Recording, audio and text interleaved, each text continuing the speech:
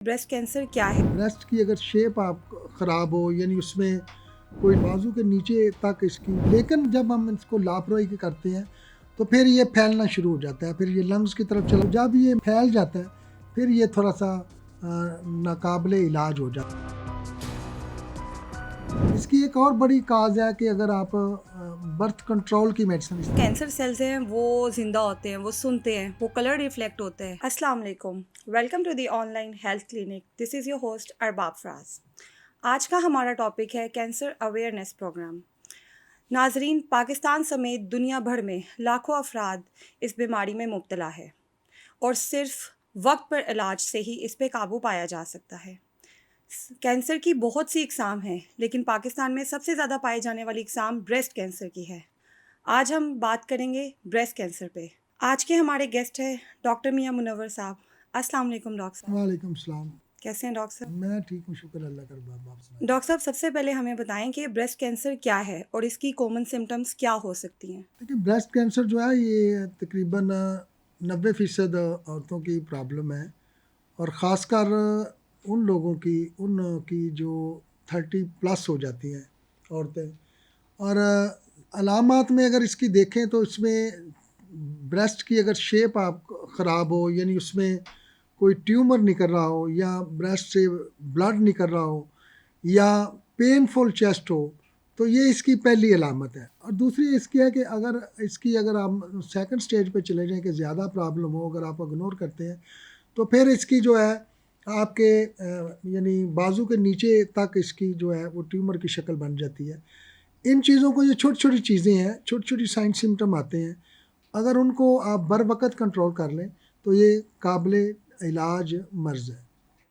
Doctor साहब, क्या breast cancer मर्दों में भी पाया जा सकता है? जैसे मैंने कहा है कि 10% 90% औरतों की प्रॉब्लम है, लेकिन 10% मर्द भी इसमें इन्वॉल्व होते हैं। मर्दों में भी वो सेम सिम्टम है जैसे मैंने बताए हैं कि फ़ीमेल में।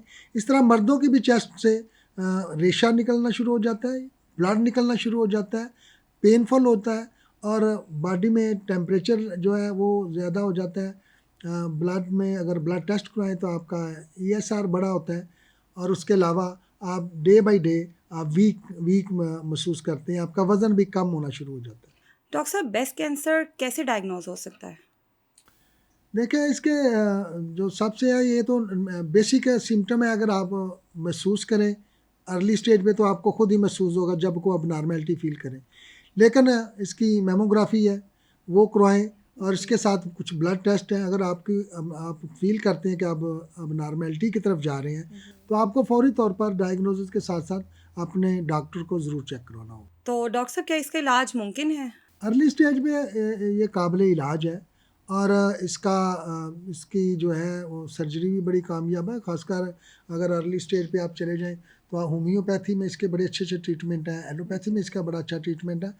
पहली दूसरी स्टेज पे ये बेहतरीन है, इसका इलाज है। लेकिन जब हम इसको लापरवाही के करते हैं तो फिर ये फैलना शुरू हो जाता है, फिर ये लंग्स की तरफ चला जाता है, आगे लीवर की तरफ आ जाता है।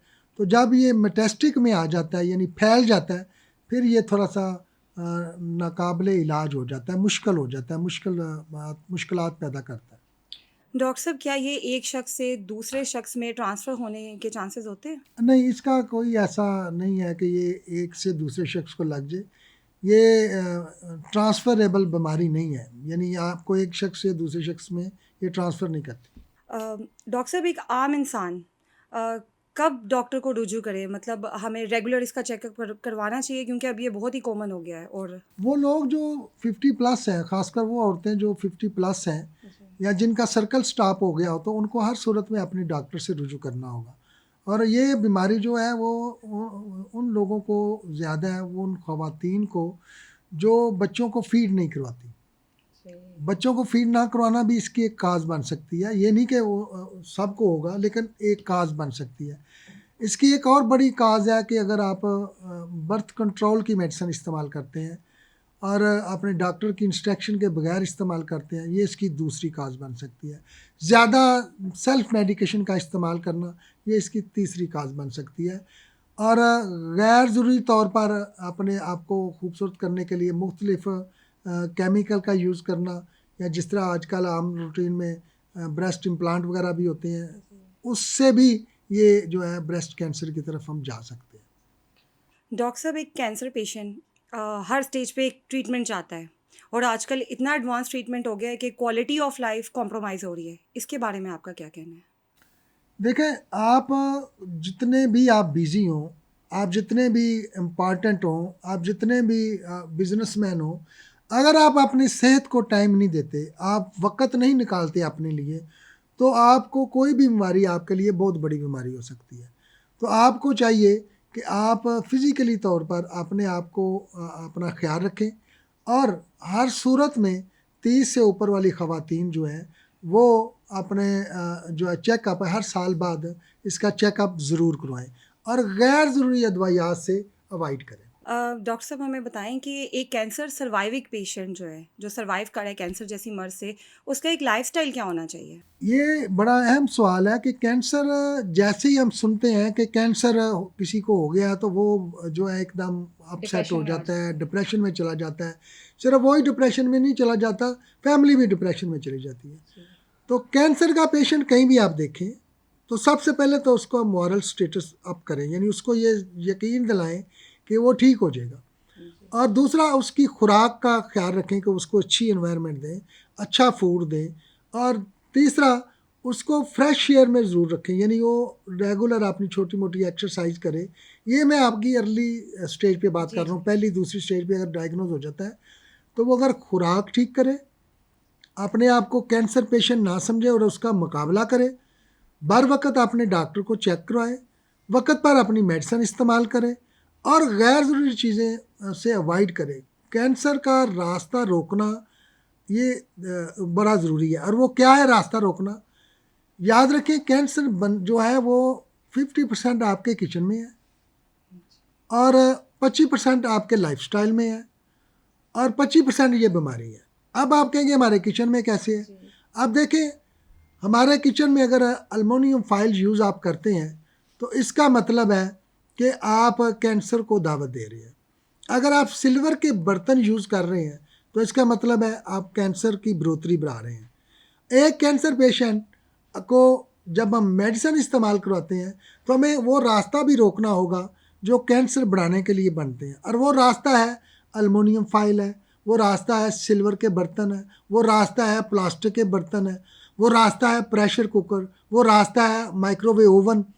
माइक्रोवेव ओवन में जब आप खाना गर्म करते हैं, उसमें इलेक्ट्रिक जो वेव्स गुजरती हैं, वो बहुत ज़्यादा अफेक्ट करती हैं आपकी बॉडी के ऊपर, और किसी भी किस्म का, ज़रूरी नहीं ब्रेस्ट कैंसर, जी। वो किसी भी किस्म के कैंसर की तरफ ले जाती हैं। लेकिन कोई भी जब कैंसर पेशेंट है, वो अगर चाहता है कि मैंने ठीक होना है, और वो ठीक होगा इंशाल्लाह, तो वो अगर ठीक होना चाहता है, तो उसे कैंसर का रास्ता रोकना होगा। और कैंसर का रास्ता ये है कि वो तमाम चीज़ें छोड़ दे, जो प्रोसेस फूड छोड़ दे, अपने किचन को अपडेट करके नेचुरल किचन की तरफ चला जाए। चाहे चांदी के बर्तन, लोहे के बर्तन, स्टील के बर्तन ये इस्तेमाल करे, ये बेहतरीन है। मिट्टी के बर्तन ये बेहतरीन है। जब वो ये इन चीज़ों की तरफ आएगा, तो इसने कैंसर का रास्ता रोक लिया।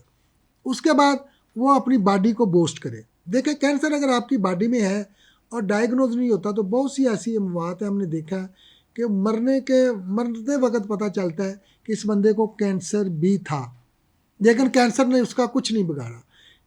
जब हम कैंसर डायग्नोज कर लेते हैं, तो फिर हम कैंसर से इतना खौफजदा हो जाते हैं कि इम्यूनिटी हमारी टूट हमारी जाती है। इम्यूनिटी बंद हो जाती, कम हो जाती है। तो कैंसर का जो पहला इलाज है, कैंसर से मुकाबला करने का जो पहला इलाज है, वो है आपका अपने जिस्म को बूस्ट करना, यानी आपकी बॉडी की इम्यूनिटी स्ट्रांग होनी चाहिए। अच्छा, जैसे ही आप अपनी बॉडी की इम्यूनिटी को अप करते हैं, तो कैंसर लेवल स्लो हो जाता है और उसकी बढ़ोतरी कम हो जाती है। फिर हम जब कैंसर का रास्ता रोकते हैं कि हम खाना पीना ठीक कर लेते हैं, तो ये उससे मज़ीद कैंसर का लेवल नीचे चला जाता है। फिर जब हम एनर्जेटिक हो जाते हैं, हम सोचते हैं कि हम इसको मात देंगे, अपने दिमाग में ये सोचें कि मैं इस बीमारी से इंशाल्लाह शिफा पाऊँगा। अपने दिमाग को बूस्ट करें, क्योंकि आपका दिमाग जो सिग्नल आपको देता है, वो सिग्नल आपकी बॉडी के ऊपर असरअंदाज होते हैं। तो आपको चाहिए कि आप अपने दिमाग को ये सिग्नल दें कि ये बीमारी से मैं लड़ भी लूँगा, इस बीमारी से मैं ठीक भी हो जाऊँगा। और बहुत सारे ऐसे लोग हैं, ये वाक़यात हैं, हकीकत है, कि डॉक्टरों ने जवाब दे दिया कि ये कैंसर से बच नहीं सकता, और लोगों ने फिर अपनी विल पावर से सरवाइव किया। तो ये बहुत ज़रूरी है कि आप अपनी विल पावर को कभी ख़राब ना होने दें। डॉक्टर साहब कहते हैं कि जो कैंसर सेल्स हैं वो ज़िंदा होते हैं, वो सुनते हैं, वो कलर रिफ्लेक्ट होता है, रेड कलर से रिफ्लेक्ट होता है और मतलब हमारी वीकनेसेस उनकी पावर होती है। ये बात कहाँ तक सच है? ये वही बात है कि जब आप अपने दिमाग में ये बिठा लेते हैं कि जी। मुझे कैंसर है, तो फिर वो कैंसर वो टिश्यू को मज़ीद डैमेज करना शुरू कर देता है। क्योंकि आप अपना को हार मान लेता है, दिमाग हार मान लेता है कि जी। मैं बीमार हो गया हूँ तो ये और कलर से मैं कोई मतलब फ़र्क नहीं पड़ता है? कलर अफ़ेक्ट करते हैं। देखिए कलर आप रेड कलर जो है आपकी आँखों को अच्छा नहीं लगता। आपकी आँखों में चुभ सूरज की जो राइट। लाइट है जो अगर जी। ज़्यादा है तो वो आपकी आँखों को चुभती है। जो भी कलर आपकी आँखों को रिलैक्स नहीं करता, वो कलर आपकी बॉडी को पे अफ़ेक्ट करता है और ख़ासकर जो बीमार आदमी होगा, उस पे वो अफ़ेक्ट करेंगे। इसलिए उसकी एनवायरनमेंट जो है ना वो ग्रीनरी होनी चाहिए। ग्रीनरी ज़्यादा उसके लिए ज़्यादा मुफ़ीद है। Thank you so much doctor साहब। नाज़रीन, उम्मीद है ये प्रोग्राम आपके लिए बहुत इन्फॉर्मेटिव रहा होगा। हर 30 साल से ऊपर ख़वातीन को ब्रेस्ट कैंसर से रिलेटेड टेस्ट करवाने चाहिए ताकि वो इस मर्ज़ से बच सके। मज़ीद सवालात के लिए नीचे दिए गए नंबर पर रब्ता कीजिए। हमें दीजिए इजाज़त। खुदा हाफ़िज़।